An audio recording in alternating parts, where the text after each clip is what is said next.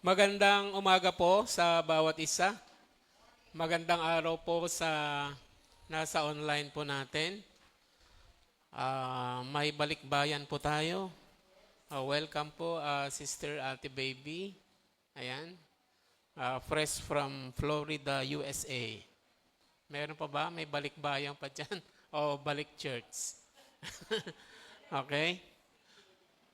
Ang ating pong tema ngayong buwan ng September is The Blessed Hope. Ayan. Ang pinagpalang pag-asa. Okay? At kapag sinabing The Blessed Hope, ano ba ang pumapasok sa inyong isip? Ano pong pumapasok sa isip nyo kapag sinabing The Blessed Hope? Ayan. Ang muling pagbabalik ng Panginoon. Okay? At ito po ay mababasa sa 1 Thessalonians chapter 4.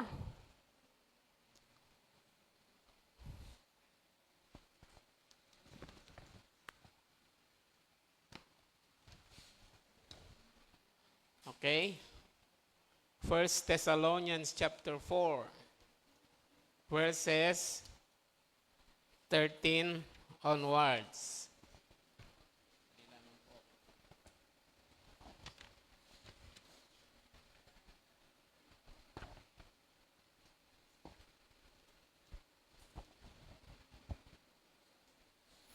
Okay? Maaari po ba tayong tumayo lahat? Basahin po natin ang salita ng Panginoon. 1 Thessalonians chapter 4, ito po ay sa NIV. Okay? Brothers and sisters, we don't want you to be uninformed about those who sleep in death, so that you do not grieve like the rest of mankind who have no hope. For we believe that Jesus died and rose again, and so we believe that God will bring with Jesus those who have fallen asleep in Him.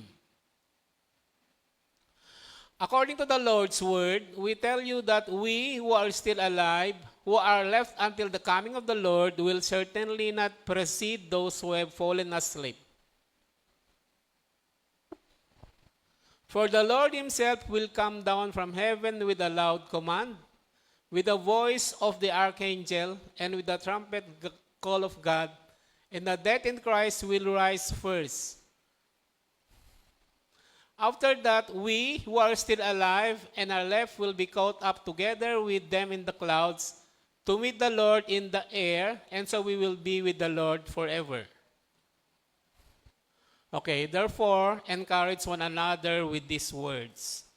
Panginoon, magandang umaga po sa inyo. Dalangin namin ang mga salita mo na ipapahayag ng iyong abang lingkod, naway maging pagpapala sa bawat isa. Hugasan mo ang iyong abang lingkod, naway maging karapat-dapat na magbahagi ng iyong mga salita.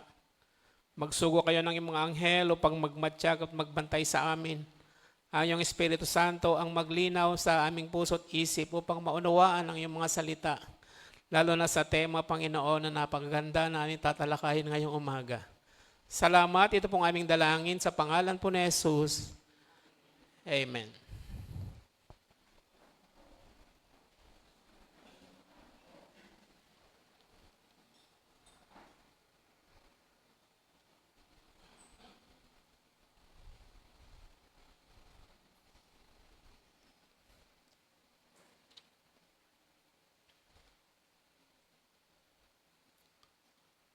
Sa isang mundo na puno ng kawalan, ng katiyakan at kalungkutan, may isang maningning na liwanag ng pag-asa na sumisikat sa kabila ng kadiliman. Isang pag-asa na hindi simpleng pagnanais, kundi isang matibay na paniniwala na nakaugat sa mga pangako ng Diyos. Ang pag-asang ito ay hindi basta pangarap lamang, kundi isang mapalad na katiyakan na nagbibigay lakas sa atin sa mga panahon ng kalungkutan at hinahamon tayong mamuhay ng may pangmatagalang pananaw. Ngayong araw, tututukan natin ang isa sa mga mapagpatahimik at makapagbibigay lakas na talatang sa kasulatan. Unang Thessalonica chapter 4 verse 13 to 18. Dito, Tinutugunan ni Apostol Pablo ang mga alalahanin ng mga naunang Kristiyano na katulad natin ay nahaharap sa sakit ng pagkawala at takot sa hinaharap. Nagtatanong sila tungkol sa kapalaran ng kanilang mga mahal sa buhay na namatay kay Kristo at ang hinaharap na naghihintay sa kanila. Ang mga salita ni Apostol Pablo sa iglesia ng Thessalonica ay hindi lamang nagbibigay ng aliw kundi nag-aalok din ng isang maluwalhating pag-asa. Isang pag-asang lampas sa buhay na ito at nagbibigay katiyakan ng isang muling pagkikita kay Kristo at sa mga nauna na sa atin sa pananampalataya. Ito ang mapalad na pag-asa o blessed hope. Ang pagbabalik ng ating Panginoong Jesucristo at ang muling pagkabuhay ng mga namatay kay Kristo. Habang sinasalisik natin ang talatang ito, naway mapuno ang ating mga puso ng kapayapaan at kagalakan na nagmumula sa kaalaman na ang kamatayan na hindi katapusan, kundi ang simula ng isang walang hanggang paglalakbay kasama ang ating tagapagligtas. Buksan natin ang ating mga puso sa katotohanan ng salita ng Diyos at alalahanin ng maluhating pag-asa na mayroon tayo kay Kristo Jesus. Amen. So, ang background po nito, ang Thessalonian Church ay bagong tatag at under persecution. Okay, matindi ang persecution, yung iba na mamartir. Okay, at dahil bago lang ang iglesia, at sila po ay may katanungan. Naglalaro sa kanilang mga isip at tinatanong nila kay Apostle Paul, papaano yung mga kapatid natin na nauna nang namatay? Di ba? Tinuturo kasi na Apostle Paul na muling babalik ang Panginoon upang sila ay encourage, upang sila ay isama. Pero tinatanong nila sa kanilang mga sarili, paano yung mga nauna? Ano ang kanilang magiging kapalaran? Ayan. At ito po ang nilinaw po ni Apostle Paul. So yun po yung point number 1 to natin, yung meron silang concern. Ayan. Meron silang alalahanin. Okay, will believers be resurrected when Christ returns? Okay, dahil itinuturo po ng mga apostles na nag-resurrect nga si Jesus. Ayan. Alam nyo, bago po umalis ang Panginoon sa mundong ito, ay meron siyang sinabi na hindi lahat sa kanila ay mamamatay. Ayan, kundi merong dadatnan daw ang Panginoon. So hindi lahat ay makakaranas ng kamatayan bago siya bumalik. At dahil doon ay akala po nila, sabi nila, muli nang babalik ang Panginoon dahil sa mga salitang iyon. At ang mga Christians po, lalo na sa Jerusalem, ay, di ba, sa Book of Acts, pinagbibili nila ang kanilang mga ari-arian pagkatapos namuhay sila in a communal. Ibig sabihin, mga properties nila, pinagsama-sama nila, at doon po sila namumuhay, doon po nagsimula yung communal, yung communism na tinatawag. Kaya lang, hindi naman bumalik kaagad ng Panginoon. Kaya alam niyo po ang nangyari, dumating po yung time na sila po ay naghirap. Kasi wala na yung kanilang mga inaasahan, di ba? Kaya naghirap po sila. Kaya dumating yung time ng mga churches ng mga Gentiles ay nangongolekta sila, dala-dala ni Apostle Paul yung mga offering na yon papunta sa Jerusalem. Ayan po. Okay. So, yun po ang kanilang concern. Ayan, will believers be resurrected when Christ returns?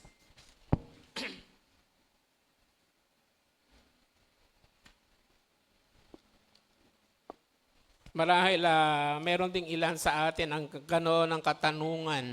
Okay? The concern of the believers at Thessalonica involved dead believers.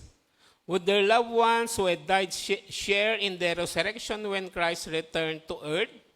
Diba? Remember, the church at Thessalonica had just been founded. Bago lang po. It was brand new. It was also being bitterly persecuted and was under savage attack. Okay? Some of the believers were dying. Perhaps some were even being martyred. And Christ has not yet returned. Yan. So they were eagerly looking that blessed hope and the glorious appearing of the Lord Jesus Christ. Ayan. Marami sila. Alam natin na katulad din nila, that living believers will be lifted up to meet Christ in the air. Ayan to yung tinatawag na rapture. Ayan. That all the glory, majesty, dominion, and power of God will be displayed in the heavens in the most spectacular scene imaginable. Okay? That the most glorious union and fellowship among living believers will take place around Christ. Okay? That believers who are lifted up will experience the most wonderful transformation and be given bodies that are perfected forever. O yun, yung glorious body. Alam nila yon. Kaya lang may mga tanong nga po sila. That the world of unbelievers who are left here on earth will witness the most spectacular event ever seen by men. Ang muling pagparito po ng Panginoon, yung blessed hope, is a spectacular event po sa buong mundo. Okay? Ayan. So, Paul says two striking things to those who are concerned over the resurrection of the dead believers when Christ return. Okay, number 1, sabi niya, huwag daw tayo maging ignorant. Sabi sa verse 13, mga kapatid, ibig naming malaman ninyo ang katotohanan tungkol sa mga namatay na nang hindi kayo magdalamhati tulad ng mga taong walang pag-asa. Okay, ayan. So, huwag daw tayo maging ignorant. Okay, actually, dapat nga po ay lagi po nating inaaral ang paksa na to about second coming or about things to come, yung eschatology, the subject of eschatology. Yan. Sabi, do not grieve exceedingly, excessively over loved ones who die before Christ returns. Ayan. Mahirap talaga po yung may mahal ka sa buhay na nawawala. At ayan, katulad po ng experience na Ate Baby, no, na kailan lamang ay pumanaw na si Kuya Mon. Alam niyo po, ang family ito ay sila po ang aking foster parents dito po sa Manila. Nung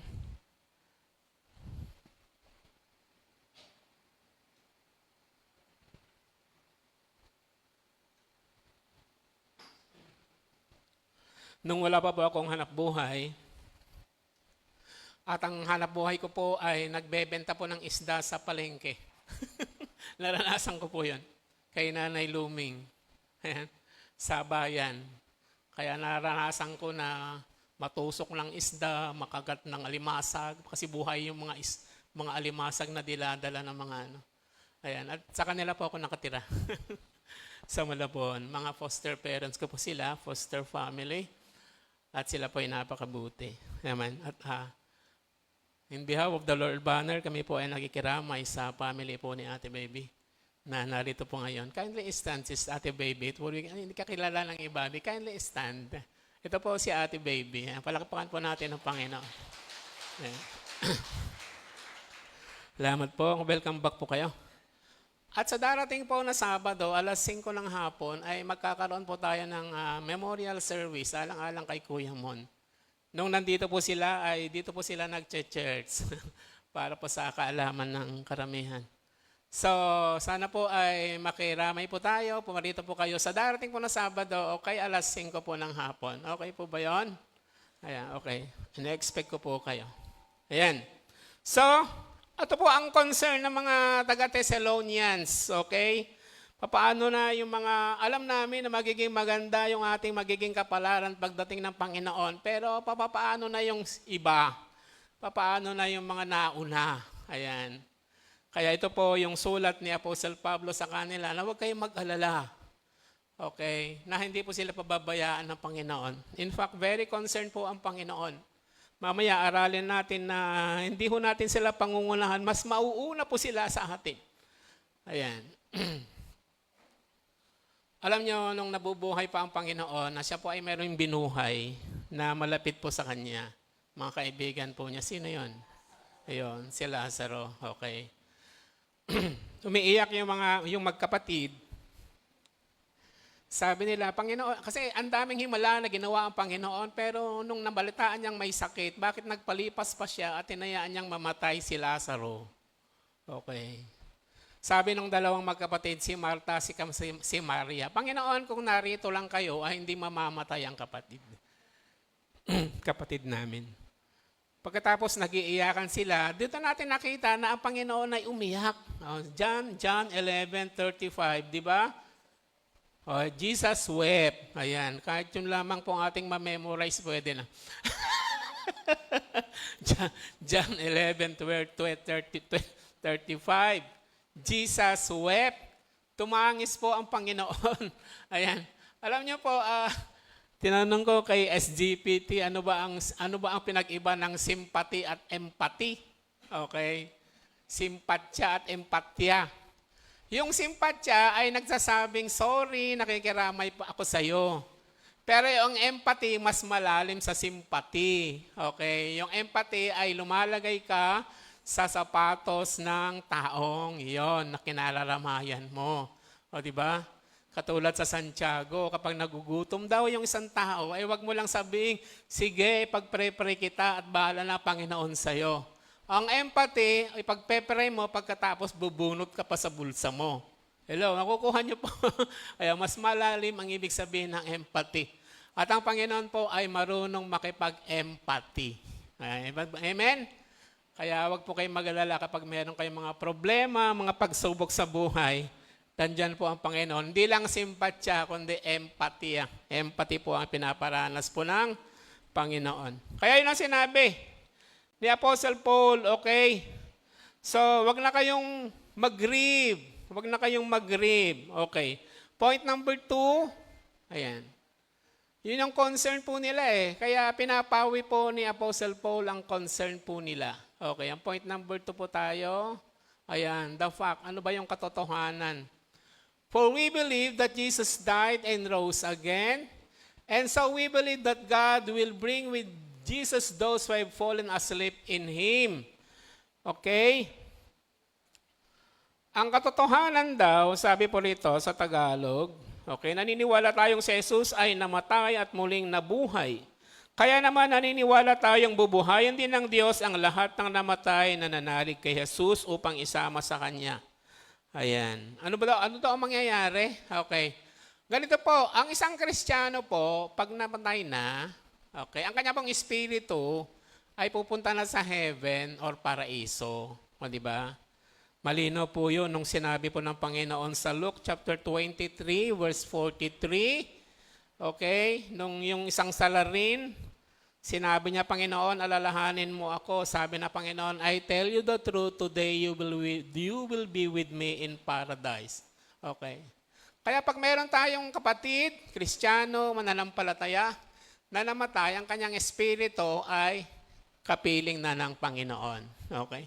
Pero yung kanyang katawan ay ililibing, magdedecay, magdedecompose, o di kaya i-cremate, abo. Okay. At ano ang mangyayari? Ayan. So, ayun, ma-encourage daw sila, sabi na Apostle Paul, huwag na kayong mag-alala. Okay. Kaya nga fallen asleep. Bakit binasa natin kanina asleep? Parang natutulog lang daw. Paano yung parang natutulog? Nagdedecay na yung katawan. Dahil darating ang araw, pagbalik ng Panginoon, sila yung unang bubuhayin ng Panginoon. Okay? So yon. Sabi nga ng Panginoon sa John chapter 8 verse 51, I tell you the truth, if anyone keeps my word, he will never see death. Ayan. John chapter 11 verse 26, and whoever lives and believes in me will never die. Di ba? Yun ang sabi ng Panginoon. Do you believe this? Ayan. Yun po ang sinabi ng Panginoon. Tapos, yung point number 3, okay, ito yung sinalaysay ng Panginoon, nasa verse 16 to 18, okay. Sa araw na iyon, kasabay ng malakas na utos, ng tinig ng arkanghel at ng tunog ng trumpeta ng Diyos, bababa ang Panginoon mula sa langit, bubuhayin muna ang mga namatay na nanalig kay Kristo, pagkatapos tayong mga buhay ay titipunin nito sa ulap at isasama sa mga binuhay upang salubungin sa papawirin ng Panginoon. Sa ngayon, makakapiling niya tayo magpakailanman. Kaya nga, mag-aliwan kayo sa umagitan ng mga aral na ito. Okay. Ano-ano mangyayari? Okay, next.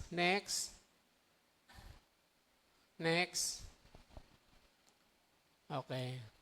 Next. Okay, number A, the Lord Himself will descend from heaven. Bababa ang Panginoon. Yun ang tinatawag nating second coming. Ito po yung mga kaganapan na mangyayari sa hinaharap. Okay? Kaya nga, sa pag-aaral ng eschatology o mga bagay-bagay sa hinaharap, ganito ang mangyayari sa atin. Okay. The Lord Himself will descend from heaven. Siya ay bababa mula sa kalangitan. Okay? Will appear with a loud command. Ano yung with a loud command? Alam nyo, the word means a military command. Military command. The commander-in-chief of the universe will shout louder than any voice has ever shouted. Okay. Shout even as he did when he was upon earth. Alam niyo, yung binuhay niya si Lazaro, sabi nung nag-iiyak ang kapatid, umiiyak din siya. Buksan niyo yung bato, tanggalin niyo yung bato na nasa yungib.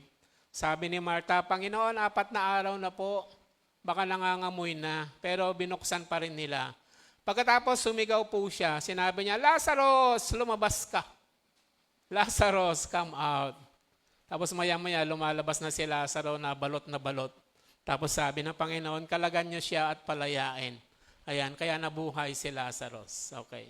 So, may kapangyarihan po ang Panginoon na bumuhay sa patay, mula sa patay. Okay? So, the Lord Himself will appear. Okay, yan yung mga kaganapan. Number 2, the voice of the archangel will cry out. Okay, what will he cry? His shout will probably the rallying cry for all the armies of the heavenly angels to join in the praise of the glorious event. Kaya nga very spectacular po ang event na to. Pagbabalik ng Panginoon, ang sabi po ng Bible, lahat daw po ng tao ay makikita. Hindi po impossible dahil sa technology ngayon. Okay, siguro lahat ng mga cameras, lahat ng TV stations nakafocus sa event na to. Kaya kung nagmamatsyag ka sa TV mo, makikita mo. Lahat ng tao may cellphone, di ba? Karamihan makikita. Kaya magagana po talaga yung propesiya po sa Bible. Okay? Ayan. Meron pa, the trumpet of God shall sound. The trumpet has always been for the purpose of arousing attention and warning. Kaya this event will be very spectacular. Pangalawa, the dead in Christ will rise first. Ayan. Pagbalik po ng Panginoon, yung mga espiritu ng mga kapatid natin na nauna na sa atin ay kasama niya, kasama yung mga angels. Kaya very spectacular event po ito. Pagkatapos yung katawan ng mga kapatid na namatay na, ay mabubuhay. Ayan. So, the spirit and the body will reconcile. Magkakaroon ng glorified body. Ayan. Sila yung unang mararapture. Ganun po yun. Nakukuha niyo po? Meron na silang glorified body. Pastor, paano yung mga cremate? Paano yung mga putol-putol? Paano yung mga namatay sa dagat na kinain na ng mga...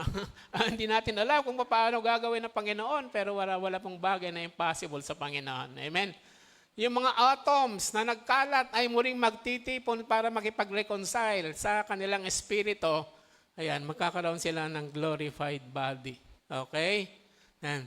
Tapos, letter C, the living shall be caught up next. Tayo po yon. Okay? Kapag nabubuhay pa, tayo pagbalik ng Panginoon, tayo po yung mararapture. Magkakaroon ng glorified body. Ayan, pagkatapos,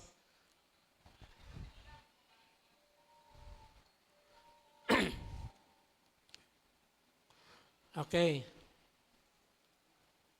So, tayo na mga buhay pa will be caught up right after the death. Has risen. Okay. So there will be a glorious transformation of our bodies, just as there will be of those whose bodies have decayed in the earth. Ayan. The change will be, as Scripture declared, the infusion of the totally new nature.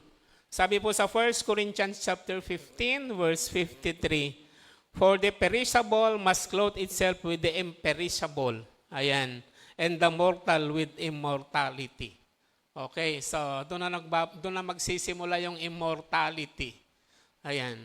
Kung dito merong belo na nagsasabi na flawless, ayan, actually wala namang flawless po dito sa mundong ito. Okay. Pagdating lamang po ng Blessed Hope na event, doon lamang po natin may experience yung totoong flawless. Amen ba? Ayan. So, merong tanong dahil nung nabuhay ang Panginoon, di ba, naglalakbay siyang Panginoon kasama sa kanyang 2 disciple. Nabasa niyo yon? Bakit hindi na-recognize yung 2 disciple ang Panginoon na siya pala yung kausap nila? Bakit? Siguro yung kanyang physical na itsura ay iba. Okay. Nabuksan lang ang kanilang mga pagkatapos nilang kumain, di ba?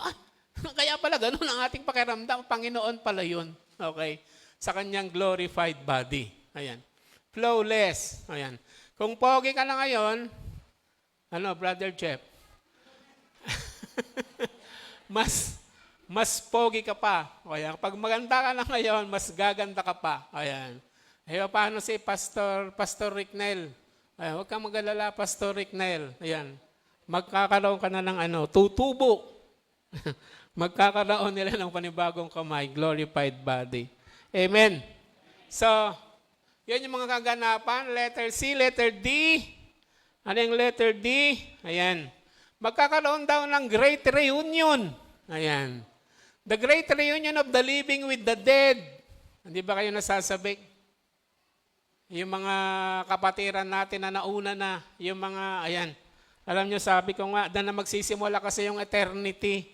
Alam nyo, ang dami-dami kong iniisip na gagawin kapag nasa kabilang buhay na po tayo. Lahat po ng mga personality na nabasa ko sa Bible, hahanapin ko. At makikipag-sharing time po ako. Ayan. Ikaw pala si Haring David. Tapos, ito pala si Bathsheba. Napakaganda nga talaga. Ayan, okay. Ayan, nagmarites pa. Wala na pong marites sa heaven. Okay. So, the great reunion of the living with the dead. Okay. Alam niyo po, pagdating sa eternity, hindi po boring. Kala siguro boring. Anong gagawin namin sa eternity? Okay. Hindi po magiging boring, magiging masaya po. Okay. Magkakaroon din ng new heaven and new earth.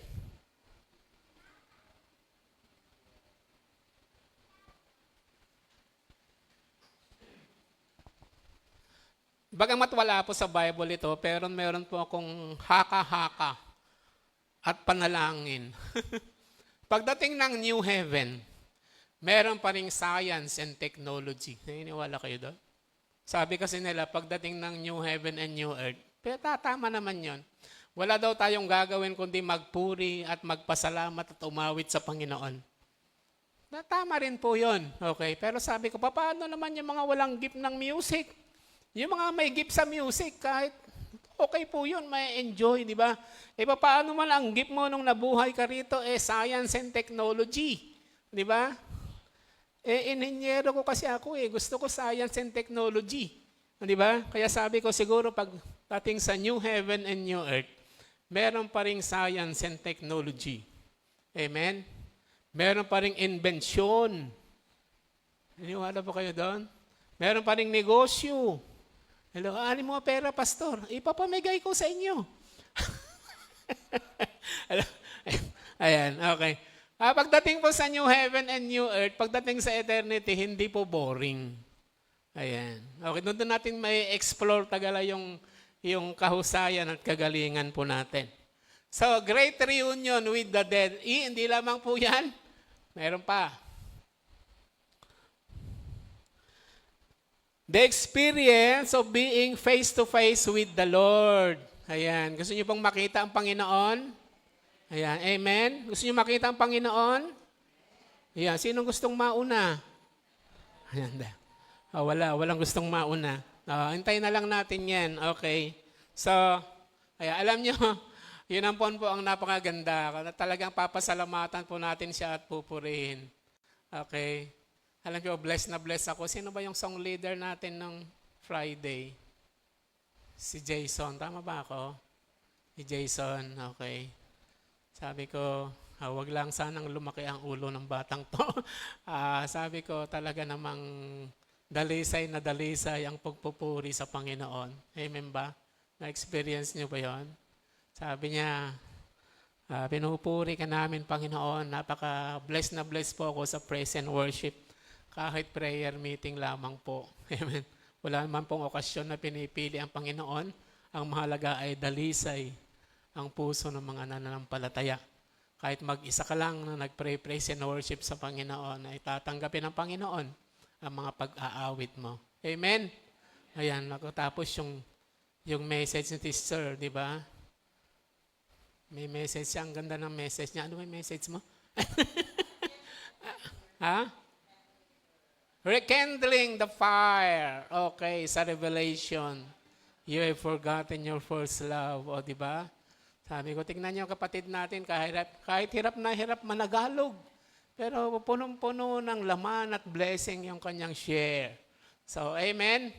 So, sana po bawat isa po sa atin ay dumating yung time na tumatayo po rito at nag-share ng kanilang experience sa Panginoon. Amen? Kung dito, marami na tayong experience na nararanasan, lalong-lalo na pagbalik ng Panginoon. Amen? Lalong-lalo na kapag kapiling natin ng Panginoon. Amen? So, excited ba kayo? Ayan. Kaya yun po sinasabi na Apostle Paul, wag kayong malungkot, dapat lalo kayong ma-excite, lalo yung aralin ang tema, ang aral na ito, eschatology, yung muling pagbabalik ng Panginoon. Kaya dapat, sabi sa Colossians, ituon daw natin ang puso at isip sa mga bagay na panlangit. Amen? Ayan. Okay, hindi yung mga bagay na panlupa. Ayan. Alam niyo po, may naalala akong parable ng Panginoon. Tapos nung binabasa kong mabuti yung the parable of the sower, yung isang laman ng quality ng binhi, yung salita ng Panginoon, pero depende sa lupa o puso o tao katulad nyo na nakikinig. Okay? Yung unang binhi ay nalaglag sa matigas. Yung dinadaanan. Pagkatapos tinuka ng ibon, ninakaw ni Satan kaya nawala. Yung pangalawa naman ay sa bato na merong malambot, dagli ang tumubo pero pagsikat ng araw, namatay kasi walang ugat. Di ba? Nung pinersecute, nung kinantsawan, nawala. Sabi nga pala maging Christian, ayoko na. Di ba? Yung third and fourth, yung third, nung pangatlong uli ng puso. Mataba naman yung lupa. Kaya lang nung siya'y tumutubo, may kasabay siyang tumutubo. Ayan, okay. Mga halaman na kasabay niyang tumutubo. That represents the worries. Tinagnan ko, tatlo yun eh. The worries of this life. The worries, the riches of this life, and the pleasures of this life. Di ba? Yung pala ay makakapagwala sa atin. Yung maliligaw po tayo. Okay? Kapag hindi natin binantsaga mabuti. Okay? Tama po yun kasi sa mundong ito, may mga alalahanin. Tama. The worries of this life. Saan tayo kukuha ng pangkain? Dami nating inaalala. Paano kung magkasakit tayo, di ba? Saan tayo kukuha ng panggastos, di ba? Tapos hindi lang yon. Kung nakakasakal yung worries, the riches of this world, samasakal din, di ba? Pagsubok na ginintuan ng balot, di ba? Lagi kong sinasabi at ina-emphasize. Ang pagsubok ay hindi lamang yung naiiyak ka dahil sa mga problema. Pwede ring humahalakhak ka dahil pinagpala ka ng gusto. Pero the riches of this world ay sasakal din sa pananampalataya mo. At isa pa, the pleasures of this life. Pareho yun, the riches and the pleasures ay maaring sumakal. Hello. Kaya yung binhi hindi po lumago. At yung fourth, yun yung lumago. Kasi by persistence and perseverance, sabi, inalagaan niya. Ayan. Alam nyo, gusto nyo ba lumago? Ayan. Kaya nga, katulad po ng mentoring, lagi kong ine-emphasize yung salitang born again. Born again. Meron bang bata dyan? May bata. Tayo po ay nagsimula sa pagiging born again. Nagsimula sa sanggol. Hello, born again. Pero dapat ang sanggol habang tumatagal dapat lumalaki. Tama ba? Mula sa pagiging sanggol, nagiging bata. Mula sa pagiging bata, nagiging binata. Nagiging youth. Nagiging adult. Pagkatapos, nagiging parent. Hello. Sabi ko nga, mayroon po sa atin, may mga Kristiyano, sabihin natin 20 years ka na o 30 years ka ng Christian. Maganda sana kung yung edad mo ng taon na pagiging Kristiyano ay ganun din ang edad mo ng pagiging maturity mo. Nakuha niyo po. May mga Kristiyano po kasi na 20 years ka na, 30 years ka ng Christian. Pero yung spiritual life mo, bata ka pa. Nakukuha niyo po. Baby pa. Nakarinig lang ng konti, nagtampo na. Hello? Meron ba dito? Wala ho dito yon. Dapat po, tayo po ay lumalago. Ayan, amen. Kaya po, ano dapat ang kinakain para lumago kung paano ng ating pisikal na katawan ay inaalagaan po natin para magkaroon ng sustansya. Ganon din po ang ating mga spiritual lives. Amen? Dapat po tayong lumago. Alam niyo po, ang Diyos po natin ay napakayaman. Ako po ay naniniwala. At marami siyang naka-store para sa atin. Maraming karanasan ang nais niyang iparanas para sa atin. Naniniwala po kayo ron? Kung atin lamang hahanapin at kasusumpungan. Naniniwala po kayo ron? At ako po ay naniniwala, turo din ng Bible, ng bawat isa sa atin ay merong spiritual gift, at least one. Sabi ko nga po, at least one. Dapat ninyong i-discover kung ano yan, dapat ninyong i-develop kung ano yan, at dapat ninyong i-dedicate para sa ministry ng Panginoon. Amen? Ayan, marami po kasing Kristiyano ngayon, yung Zimbabwe. Sabi ko nga Zimbabwe. Si Pastor Maribik nga sabi niya, alam nyo, ang churches ngayon ay marami. Akala nila parang sinihan na manunood lang sila, si pastor nagsasalita at na-entertain sila. Di ba? Parang sinihan. Entertainment lang. Parang sabi ko nga, Zimbabwe, pagkatapos ng church, Zimbabwe. O, Zimbabwe. Ayan. Yung iba naman, ang church ay parang mall. Parang mall. Parang SM, may Robinson, ganyan, may ano pa? May Ayala Ayala Mall, ganyan. Okay. Patalon-talon. Minsan nasa The Lord Our Banner, minsan nasa CCF, minsan nasa Victory. Parang nagmo-mall. Meron ba dito yon? Wala dito yon. Wala dito yon. Minsan naman sabi, ang church ay parang hospital. Kung kailangan, ay pastor, pag-pray mo ako, may sakit po ako ngayon, may problema po ako, di ba? Ang sipag-ipag mag-church. Pero nung tinago na ng Panginoon, nawala uli. Hello? Parang ganun ang church. Pero alam niyo po, hindi po ganun talaga ang intensyon ng Panginoon sa church. Ang church po, hindi po yung building na ito. Ang church po ay tayong lahat. Ecclesia. Ibig sabihin, kalipunan ng mga tinawag ng Panginoon. Ang ibig sabihin ng iglesia. Kayo po ay bahagi ng katawan ni Kristo. At mayroong gift na dapat po ay ginagamit natin para ang katawan ng Panginoon ay manatiling malusog, manatiling masigla. Amen po ba? O, sino po nakakaalam ng gift niya? Pastor, alam ko. O, ang husay-husay kong mag-video kay Pastor. Di ba? Nakikita mo sa Facebook. Di ba? Post ng post. O, bakit sa video okay? Bakit hindi ka dito sa harapan ng Panginoon para magpuri at magpasalamat sa Panginoon, di ba? Amen ba? Meron ba dito yon? Wala, sa iba. Okay. Ayan, kung naman, pastor, ang aga-aga nagsesermon ka na naman. O kaya nga, sermon ang tawag, di ba? Ayan. Okay. Letter F. Ayan. Ayan. The exhortation to encourage each other. Okay. Kasi nga yung mga taga-Thessalonians, alalang-alala sila. Paano na kapag parang takot na takot sila kasi nga ang church kasi na yon ay bata pa. Ayan. Kaya nga tinuturuan sila ni Apostle Paul. Okay. Ayan. So, ay pastor, ang ganda pala na mangyayari. Ayan. Kaya nga po maganda. Ayan. Alam niyo po, pagdating kasi ng Panginoon, ayan, wala na pong pag-aalala. Sabi nga po sa Revelation 21:4, okay. He will wipe every tear from their eyes. There will be no more death or mourning or crying or pain.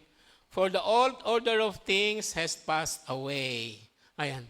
Sabi ko nga, alam niyo pagdating sa new heaven and new earth, ako naniniwala na meron pa ring science and technology. Maraming mga unemployed. Bakit? Kasi wala nang trabaho yung mga doktor. Wala nang may sakit. Wala nang trabaho yung mga dentist. Kasi wala nang sasakit ng ngipin doon. Okay? Wala nang trabaho yung mga sundalo kasi po may kapayapaan. Wala nang trabaho yung mga pulis. Kasi wala nang doon. Pero yung mga engineer, meron pa. Kasi meron pa rin science and technology. Ayan, joke lang po yun. Ayan. Okay? Yung mga teacher, pastor, meron pa rin. Yung mga musician, meron, maraming mga musician. Okay. Yung mga mahilig sa Zumba. Kasi wala nang magkakasakit. Okay, yan. So, the events of the Lord's return. Okay. And number 4, kasi nagtatanong pa rin sila, kung gano'n, maganda pala, kailan po mangyayari yan? Yun ang tanong. Kailan po magaganap yan? Okay. Nasa chapter 5. Okay, nasa chapter 5 na po yun. Sabi po na Apostle Paul, hindi na kailangan isulat ko pa sa inyo kung kailan magaganap ang mga bagay na ito. Ayan. Ayan. Now, brothers and sisters, about times and dates, we do not need to write to you. For you know very well that the day of the Lord will come like a thief in the night. Okay, tuloy po natin. While people are saying peace and safety, destruction will come on them suddenly as labor pains on a pregnant woman and they will not escape. Okay, sa Tagalog po, hindi na kailangan isulat ko pa sa inyo kung kailan magaganap ang mga bagay na ito. Sapagkat alam na ninyong ang pagdating ng araw ng Panginoon ay tulad ng pagdating ng magnanakaw.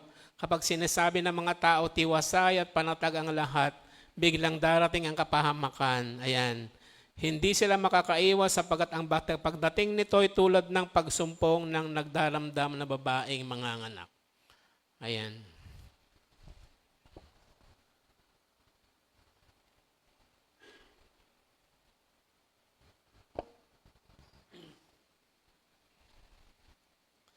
Sudden and unexpected. Okay. Sabi po sa Luke chapter 17,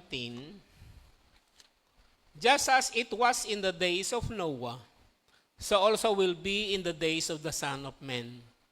People were eating, drinking, marrying, and being given in marriage up to the day Noah entered the ark. Then the flood came and destroyed them all. It was the same in the days of Lot. People were eating and drinking, buying and selling, planting and building. But the day Lot left Sodom, fire and sulfur rained down from heaven and destroyed them all. It will be just like this on the day of the Son of Man. It will be like this on the day the Son of Man is revealed. Ayan. Pagdating daw ng Panginoon ay ganun ang mangyayari. Okay. Suddenly and unexpectedly. Para po sa iba na hindi nakakaalam, pero sa atin, lalo na yung naririnig na natin ang message na ito, alam na po natin, okay, na darating ang araw. Sudden and unexpected, letter B.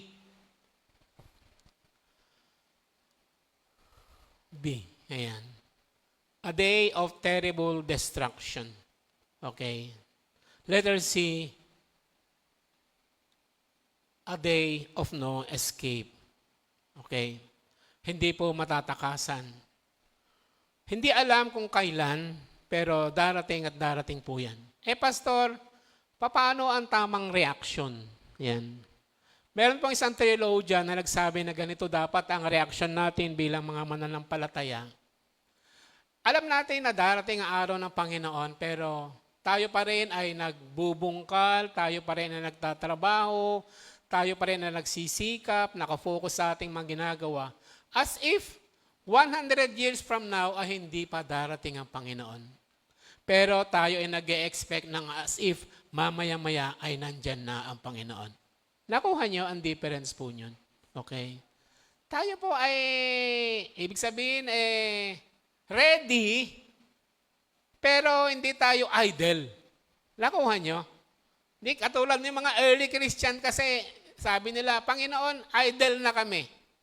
Kaya nga, pinagbibenta na nila lahat ang kanilang mga ari-arian pagkatapos nagsama-sama sila. Kasi yun ang sinabi ng Panginoon na marami sa inyo, o merong ilan sa inyo na hindi na mamamatay. So, hindi natin alam kung ano ibig sabihin yon, pero they took it as literal. Okay. So, ready tayo, pero focus tayo sa ating mga ministry, focus tayo sa mga business, sa kalooban ng Panginoon, focus tayo sa pag-aaral, focus tayo sa pag-foresight ng ating mga future. Pero anytime na dumating ang Panginoon, we must be ready. Nakuha nyo? Ganoon po dapat ang tamang reaksyon. Hindi tayo idle. Ayan. Hello, ano yung ibig sabihin ng idle? Ayan, katulad kayo, yun ang mistake ng early Christian. Ibig sabihin, Pastor, may problema ba? Ayan, actually, natututo tayo sa kanilang mistakes. So, di ba? Nagkaroon po ng taghirap, nagkahirap-hirap na po sila, yung early Christianity. Okay. So, okay, bilang conclusion, okay, so dapat daw natin i-encourage ang bawat isa for this, the blessed hope. Ayan, ito po yung hinihintay natin na pag-asa. Ayan, sabi natin, alam nyo, kapag tinitignan natin ang ating mundo,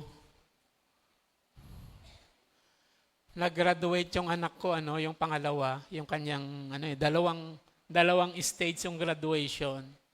Ayan, diploma muna bago magiging degree, di ba? Yung speaker, commissioner ng higher education, sabi niya,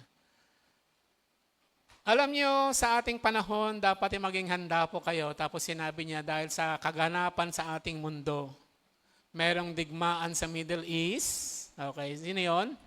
Ang Israel ay ginigera. Okay. May digmaan sa Europe between Ukraine and Russia na sana'y huwag maging mangyaring between Russia and NATO. Okay. At may mga problema po tayo sa Asia. Yung lalo na sa Pilipinas, di ba? Involved po tayo dyan sa West Philippine Sea. Okay. At may mga kagulumihanan, di ba? Kapag iniisip natin ang mga bagay na ito, ewan ko kayo, kasi ako pag iniisip ko parang, ano kaya ang mangyayari? Ano kaya ang kagaganapan sa darating na bukas? Okay. Pero kapag iniisip naman natin ito, the blessed hope. Panginoon, sabi ko nga sa prayer, kung hindi na po ang nais natin at ang panalangin natin ay kapayapaan. Pero kung hindi na masasawata dahil nakasulat naman na hindi mapipigilan, mangyari, O Diyos, ang iyong kalooban, Maranatha. Ibig sabihin, come, Lord Jesus. Amen? Panalangin natin ang muling pagbabalik at pagparito ng Panginoon. At higit sa lahat, handa po tayo. Amen po ba? Handa ba kayo? Handa ba po kayo? Baka, Pastor, gusto ko pang mag-asawa. Pastor, gusto ko pang magtrabaho at kumita ng malaki. Diba? Ano mas pipiliin mo? Mag-asawa o pumarito na ang Panginoon? Ano mas pipiliin mo? Yung kumita ng milyon-milyon o pumarito na ang Panginoon? Diba? Ito yung ating dapat na inaasam-asam bilang mga anak ng Panginoon, ang kanyang muling pagbabalik. Amen. Kaya dapat po maging kauhawan po natin ito at ipanalangin po natin ang muling pagbabalik ng Panginoon. Okay, tayo pong lahat ay manalangin. Panginoon, napakaganda ang iyong salita ngayong umaga na ito. At Panginoon, the blessed hope ang pinagpalang pag-asa. Na Panginoon, ang iyong muling pagbabalik kasama ang iyong kasundaluhan ng mga anghel at mga anak mo, Panginoon, na tinawag mo para makipag-reconcile sa kanilang mga katawan at magkaroon ng glorified body. At kami, Panginoon, na naghihintay sa inyo ay irarapture mo, Panginoon, at magkakasama ka na namin, Panginoon, habang buhay, Panginoon. Lord, ito, Panginoon, ang dakilang pag-asa na aming inaasama-sama at hinihintay, Panginoon. Walang kapalit, Panginoon, kahit anong ialay pa sa amin ng mundong ito, Panginoon. Ang makapiling ka namin, Panginoon, upang magsimula ang kalwalhatian, maranasan namin at malasap ang buhay na walang hanggan. Subalit habang kami ay naririto, Panginoon, Lord, bigyan mo kami ng maayos na pananaw. Kami ay focus sa aming mga ginagawa, sa ministry, sa paglilingkod sa inyo, sa pagpapalago ng aming mga pananampalataya, Panginoon, sa paggawa ng tama, sa paggawa ng mabuti. Panginoon, pero Panginoon, anumang oras, anumang sandali, na kayo ay bumalik, Panginoon, ay handa po kami, Panginoon. Lord, tulungan mo kami na lumago, tulungan mo kami na manalig, tulungan mo kami na manampalataya, Panginoon. Tulungan mo kami na kauhawan ng mga salita mo, Panginoon, at ng aming mga pananampalataya ay lalo pang umusbong, lalo pang lumago, Panginoon, lalo ka pa naming makilala. Lord, maraming salamat. Panginoon, naway ang mga salita mo ay maging encouragement, maging kalakasan po ng bawat isa. Lalong-lalo na, Panginoon, na may mga tanong, lalo na, Panginoon, yung mga maraming lumbay, Panginoon, maraming pagsubok na pinagdadaanan sa buhay. Salamat, Panginoon, dahil kayo ay caring, kayo ay loving, kayo ay compassionate, Panginoon. Pinupuri ka namin, pinasalamatan. May these words, O Lord, we have heard, we have received today, be a strength, be an encouragement to everyone. We love you, we praise you, we worship you. This we pray in Jesus' name. Amen and amen. Palakpakan po natin ang Panginoon.